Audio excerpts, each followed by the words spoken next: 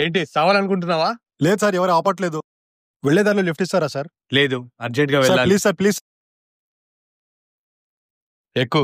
Okay sir, thank you.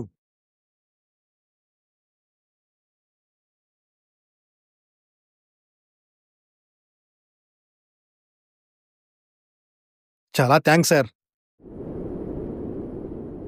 ఏం sir ఇంత సైలెంట్కి వెళ్తున్నారు? జర్నీలో వెళ్ళేటప్పుడు పాటలు పెట్టుకోవాలి. ఓటని పాఠముంది మేటని ఆట ఉంది దేనికో ఓటు చెప్పరా.